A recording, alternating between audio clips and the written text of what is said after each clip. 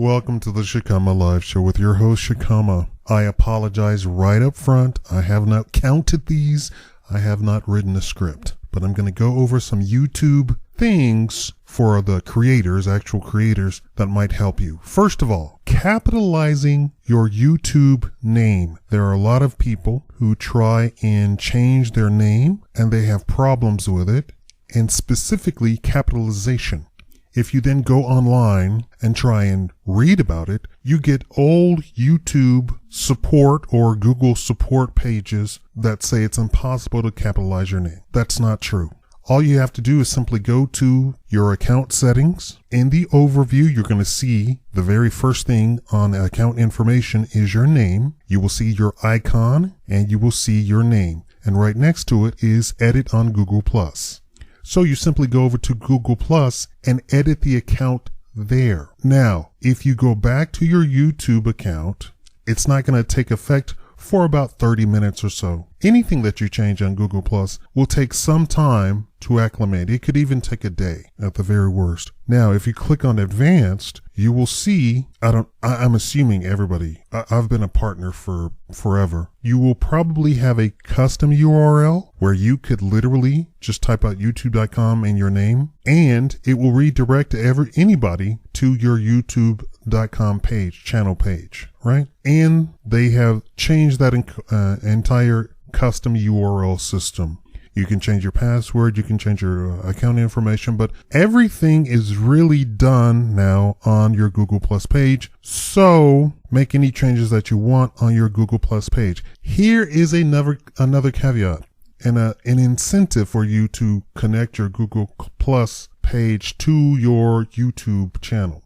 I know everybody was resisting that when that first happened. The actual Google Plus page that you create for your YouTube account and all of Google, it's actually a branded page for you. So on your Google Plus page, you can put a brand of any sort, and then you can market that Google Plus page to everybody. And because it's Google, which is the #1 website in the entire internet, you can then have all sorts of things that you would do with a branded page for your business. And a lot of you don't see this as a business, but if you're thinking about it, treat it as a business and go forward. Don't treat it as a hobby, because if you treat it as a hobby, at any point, you might get frustrated as to why am I not getting more subs? Why am I not getting more money, more views, etc. Now, I know I complain on my actual channel a lot about it, but here's the deal with me. I have like 10 different things going on at any one time.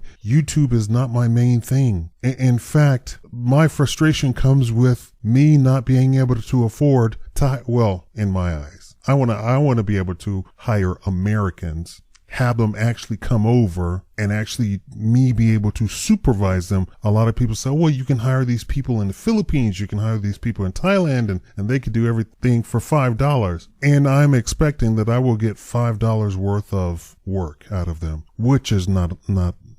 Anyway, let's move on to more stuff about YouTube. There's a lot of consternation about views. Of course, I have to figure this out myself and research, and Google is not going to tell you, YouTube is not going to tell you. Here's the deal with views. Behind the scenes in your YouTube analytics, you will see real-time views, a real-time view count. Now, that's a great thing that they added, and that's fantastic, but here's the deal with that. Regardless of the real-time view count, notice it says estimated. It's an estimate of the actual views that have come in. Those are all the views that have come in. But there is the view count, and then there's the net view count, or the views that actually count towards you actually getting paid.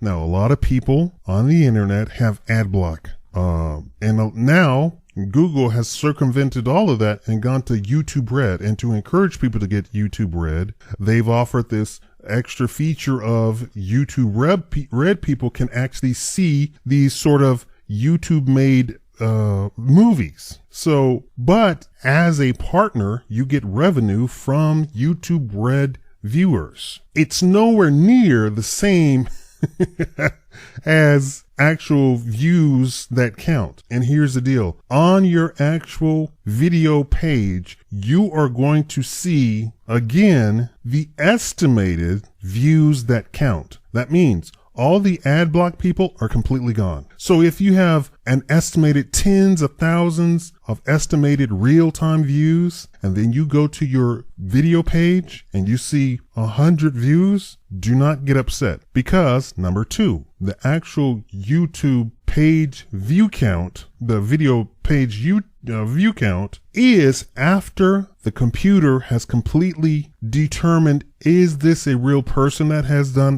clicked on the video? How long did they watch? Now there's some consternation as to when is a view a view. At the very worst, a view isn't a view unless the person has watched 1 minute, that's 60 seconds of the video. At the very best, a view isn't counted until the person has watched 30 seconds of a video. So these people who are making 1 minute videos or 30-second videos, you're actually shooting yourself in the foot. That's why these people do these Vine compilations, and they're 15 minutes long, 20 minutes long, what have you. Yes, they're 6-second videos, but the compilation comes out to 15 minutes long, right? And that's smart if you can get away with it and not get in trouble with companies trying to claim that they own the rights to. Anyway, we'll get into that later. So a view isn't a view, first of all, until the computer has even determined whether or not it's a person and not a robot, or a fake view. You know what I'm saying? Then, on top of that calculation, has the person been watching 30 seconds or 1 minute? I do not know specifically which one it is, because one of the green contributors said it was 1 minute. But from my knowledge, it's 30 seconds. Even so, advertisers don't want 30-second views. They want the full duration of the video. Also, regardless of the amount, if you do 10 minutes and 1 second, you get another kick in to the ad revenue on your video. So it would behoove you, instead of doing the 3 minutes that YouTube suggests, and the reason that they suggest that is because the attention span of most millennials, and millennials use YouTube a lot, is 3 minutes, period. Even if it's something about how to get rich in 10 days, and they're only on step 3, by minute 3, they're going to click off the video because they just don't have the attention. They go, "Ooh, shiny, look, there's another tab over here that says how to get rich in 20 steps." You know, and they're only going to watch that video for 3 minutes. YouTube suggests 3 minutes. I recommend you do the 10 minutes and 1 second, or however long. I don't recommend that you do the 3 minutes, because more than likely the people who are only going to watch something for 3 minutes, first of all, aren't going to be your loyal fans, aren't going to even watch your stuff anyway, and more than likely they're going to have ad blocker because they have short attention. They don't want to see ads. So I think YouTube is cooking the books. I don't want to say anything bad, but I think they're cooking the books by saying do videos that are 3 minutes long, just so you can get that full retention, which looks good to advertisers. But I think to maximize and be more efficient for your ad revenue, I say make your videos longer, not shorter. Now, as far as copyrights and stuff like that, YouTube has changed its policy. Before, the person who had the claim, I don't know if this is implemented already. It said it was implemented already, but I've gotten some stuff that looked weird as far as copyright. Before, it was that the person could willy-nilly just claim that you copyrighted my stuff. And by them reporting that you copyrighted their stuff, even going so far as to manually say, after you've disputed, "Hey, you're John Smith from around the corner. You're not Sony Music. You don't own this." Regardless of that, before, John Smith could say, "Yes, I do own it. Click." And now he's getting all of the ad revenue from your video. I mean, just a ridiculous system. Supposedly now, even if John Smith manually says, "I own the copyright to this," they put all of the ad revenue in a sort of escrow account, and he doesn't get it either. And once the dispute is actually settled, then whoever comes out the winner, they get all of the ad revenue for the video. Now, this should dissuade all of these fake companies that have specifically made companies to screw over YouTube creators by just falsely claiming copyright on all of their videos and doing this thousands and thousands of times each and every minute, because all they're doing is talking from one robot to the next, and there's not actually a person actually looking over these claims. Hopefully that will dissuade and put those companies out of business, because they can't just willy-nilly get ad revenue from thousands of people and get revenue from people who don't even dispute it. Just how crazy is that? They get a copyright claim from John Smith around the corner, and it says John Smith around the corner, and it's something from Sony that the person has actually purchased, or Sony has actually given out for free, or whatever, and they're giving out for free. I would recommend that you go to some person who has specifically said, this is specifically for YouTube. Don't go to these people who say, I create music for free, because later on, years later, I said I've been with YouTube since 2006.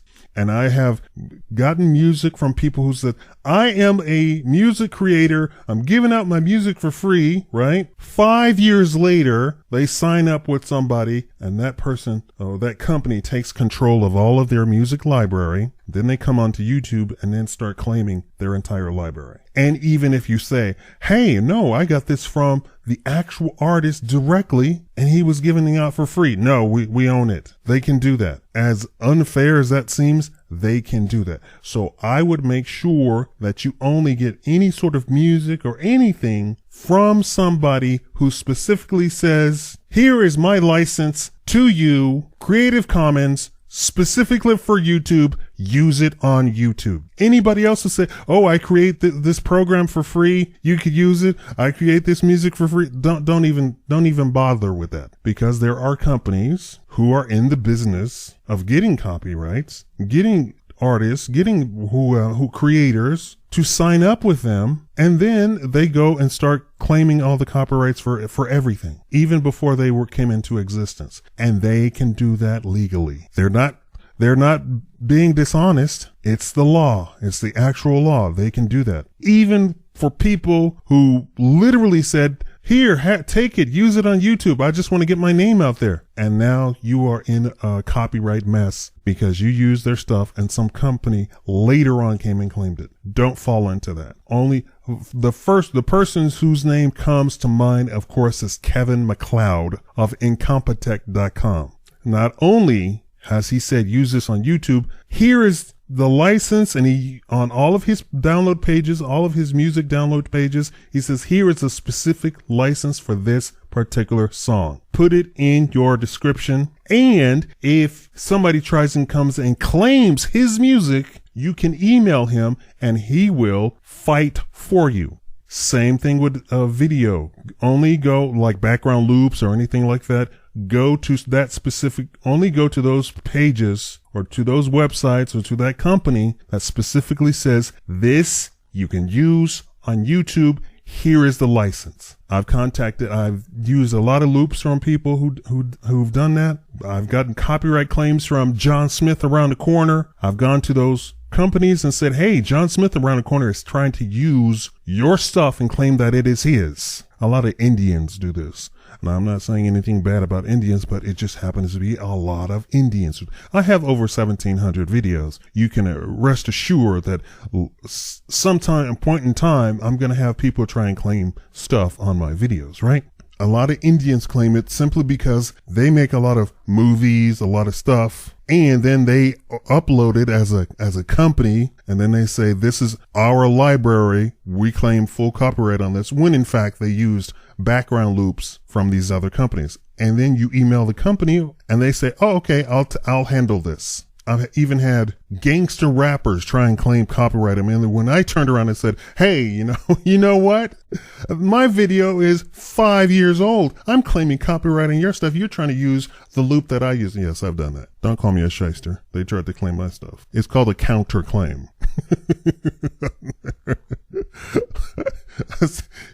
Okay, gangster rapper, you want to play? Shakaama will play with you. Anyway, not toot my own horn. I'm just giving you advice of how to do it. Be very careful of who you get stuff from. I don't care if they seem like the nicest person in the world and you really like their trap music, or you really like their, what's the music that's a bunch of beats and it doesn't level their stuff and it's just maxed out and clipping and all this sort of, what is it called? Anyway, not Screamo. It's the stuff that all the Minecraft people use. Anyway, I think that's enough for today. Just wanted to give you those little tips, and thank you for watching the Shakaama live show. I hope you like this video, and if you like this video, today's your lucky day, because for everybody, no scam, that clicks the like button today, you will receive a Donald Trump hat in the mail. Make sure you click the like button. But all jokes aside, thank you for watching the Shakaama Live Show.